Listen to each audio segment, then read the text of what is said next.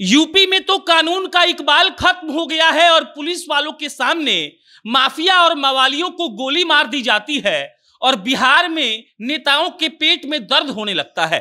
दर्द होना भी चाहिए, आखिर पुलिस के सामने किसी हत्यारे को किसी का हत्या करने का कोई मतलब औचित्य नहीं है और ना ही इसका परमिशन दिया जाना चाहिए। लेकिन आज आपको हम बिहार की दो कहानी सुनाएंगे। वो दोनों कहानियां कल घटी हैं और ये सुनकर आपको समझ में आ जाएगा कि बिहार में पुलिस का और कानून का कितना इकबाल है।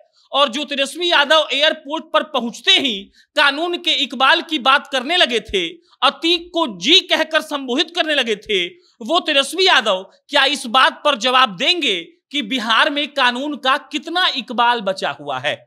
पहली कहानी सुनाते हैं आपको हम बिहटा की।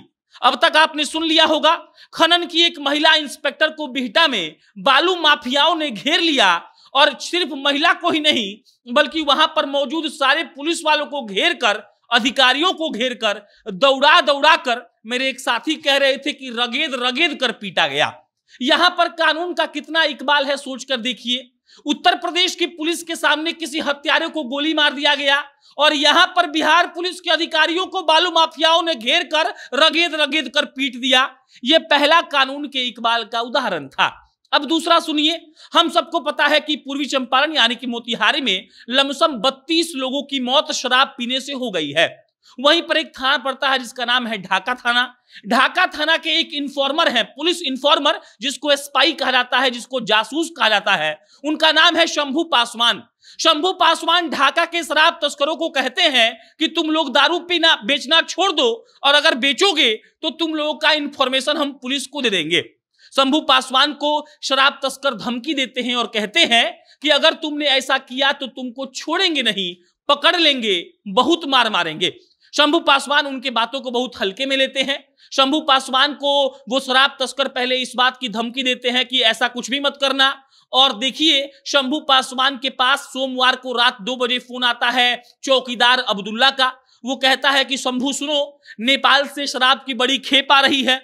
शंभू जब ये सुनते हैं तो रात को 2 बजे अपने मोटरसाइकिल से निकलते हैं और रात को 2 बजे शराब तस्कर शंभू पासवान यानी कि पुलिस इन्फॉर्मर को सरेआम गोली मार देते हैं। और फिलहाल शंभू पासवान अस्पताल में भर्ती हैं, जिंदगी और मौत से लड़ रहे हैं। उनको खुद भी नहीं पता कि वो जीवित रह पाएंगे कि नहीं रह पाएंगे। अब ये सुनकर क्या बिहार सरकार के उप मुख्यमंत्री या फिर बिहार की सरकार के जितने भी जदयू और आरजेडी के प्रवक्ता हैं वो लोग बताएंगे कि बिहार में कानून का इकबाल है कि नहीं? एक और नया चीज देखने को मिल रहा है आजकल बिहार में। आप सवाल पूछिए तो लोग बोलते हैं कि उत्तर प्रदेश में क्या हो रहा है, गुजरात में क्या हो रहा है। अरे भाई साहब, बिहार में क्या हो रहा है ये बताइए। हम लोग बिहार में रहकर पत्रकारिता कर रहे हैं, हम लोग रीजनल मीडिया है, क्षेत्रीय मीडिया।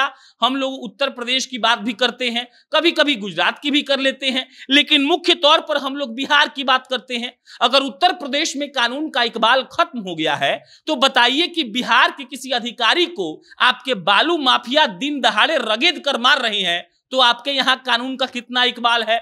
आप बताइए कि आपके पुलिस इन्फॉर्मर को सरेआम गोली मार दी जा रही है और वो जिंदगी और मौत की लड़ाई लड़ रहा है तो बताइए कि बिहार में कानून का इकबाल कितना है?